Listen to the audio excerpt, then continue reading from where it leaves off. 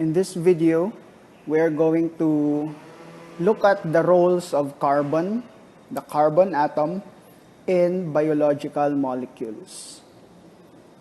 But first, what are biological molecules?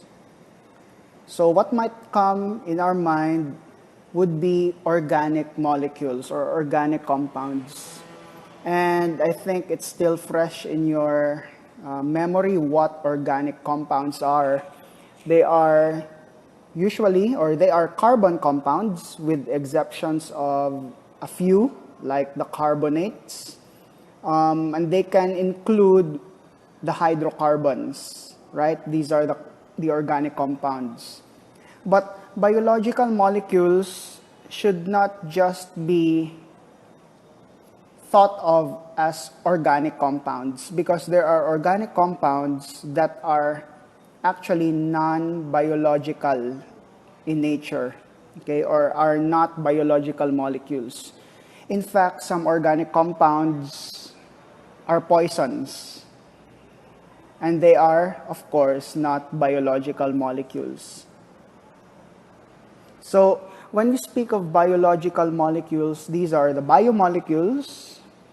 They are organic in nature that are produced by the cell or are important in the life of the cell, in the cellular processes happening therein. So let's review first on carbon. So this is a carbon atom, and it belongs to group 4A in the periodic table. So it has 4 valence electrons, allowing it versatility in the formation of bonds. So it has the greatest number of bonding capabilities in terms of covalent bonding in comparison with most of the other elements. So as seen here, carbon atoms may attach onto each other, forming a linear structure, or they may form something that's polygon-like in structure, cyclic, and they can form branched linear structures as well. So carbon is really considered as the backbone of the biomolecules and the organic molecules. That's, of course, the main topic of this particular lecture. So here's an example of an actual compound. This one is ethane. So because this is made of carbon with hydrogen attached to the carbon, this one is a hydrocarbon. So we of course know that ethane is a fuel, okay, related to butane, the one used in our LPG tanks. So here is a biomolecule that you might recognize. And as you can see here, carbon is indeed the backbone of this molecule with hydrogen attached to the carbons. But we cannot fully call this a hydrocarbon because there is an oxygen molecule attached to the lower left end of this molecule. You can also see the branched nature of the carbon here, the carbon skeleton, and also cyclic nature of the carbon skeleton, particularly with 4 closed cyclic structures we see here in the lower left portion. This one is cholesterol. Cholesterol is actually a very important molecule in cells. It is a structural molecule found in the cell membrane of cells, and is also a very important precursor for the production of sex hormones like testosterone. The flavor of the carbon molecules, or the carbon compounds rather, the flavor, the variety, is brought about not just by the arrangement of the carbon atoms in the skeleton, but also with the presence of what we call as functional groups.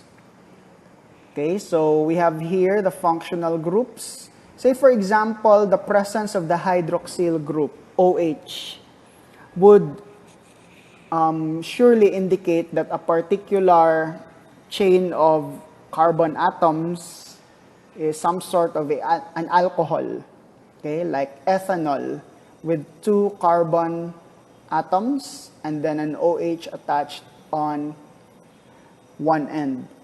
And then we have carboxyl group here for carboxylic acids. These are organic acids. Then we have the amino group, the methyl group, of course, which is simplest. Phosphate group, we have the carbonyl group for ketones and aldehydes. Then we have the sulfhydryl group. So functional groups actually give flavor, as I said, because they give personality and they give the characteristic reaction tendencies of a particular molecule that contains them. So here are just 2 examples of linkages formed through the reactions of functional groups. So say, for example, an alcohol or a hydroxyl functional group with another hydroxyl functional group. The other side is actually a carboxyl group with the OH exposed. So there is a reaction that happens here wherein a water molecule is released. So this is a dehydration reaction, removing the 2 hydrogens and 1 oxygen and leaving behind a bond with oxygen at the center. We call the ester bond. So the ester bond can be found in many biological molecules, like in fats, for example. Then here we have another reaction that forms a linkage, this time between a carboxyl group and an amino group. So again, water is released, so dehydration reaction, and the product is an amide bond.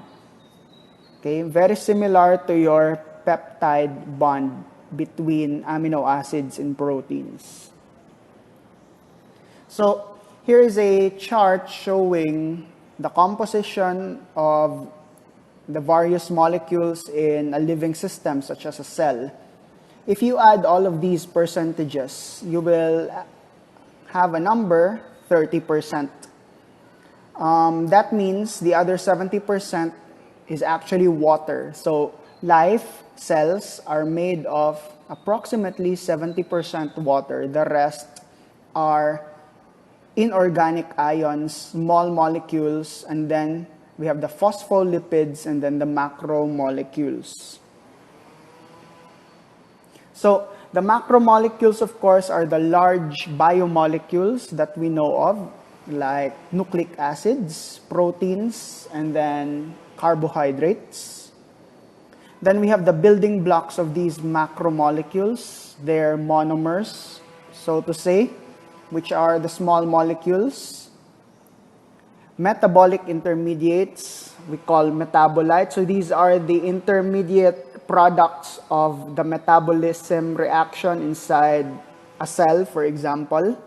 They are not the final products, but the in-between products that are still undergoing changes. And then we have molecules of miscellaneous functions, and these all belong to the small molecules, 3%. Okay, and then we have the phospholipids here, which are predominantly found in the cell membrane. And then we have the inorganic ions that are also, many of them are very essential in normal functions of cells and in the body.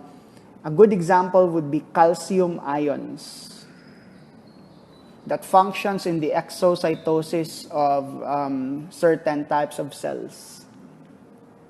So the main topic for the next videos will actually be the macromolecules. Okay, again, the carbohydrates, the proteins, the nucleic acids, and we are also going to talk about lipids. So when we speak of macromolecules, we usually think of polymers, okay, and the polymerization process, wherein subunits called monomers are linked together in a process that removes water. Okay, so again, water is removed here just like the reaction shown a while ago on the functional groups. So this is what we call as a dehydration or a condensation reaction. This lengthens the macromolecule or the polymer. The opposite is the addition of water, which breaks the bonds between the monomers, forming smaller digested portions of the macromolecule. And this is a hydrolysis reaction because water is used to lyse the macromolecule into its monomers. So in the future videos, we will be talking more about these macromolecules like the polysaccharide and its subunit, the sugar or the monosaccharide, the protein and its subunit, the amino acid, and the nucleic acid and its subunit, the nucleotide. The lipids are not included here because lipids are strictly not polymers, although they are macromolecules.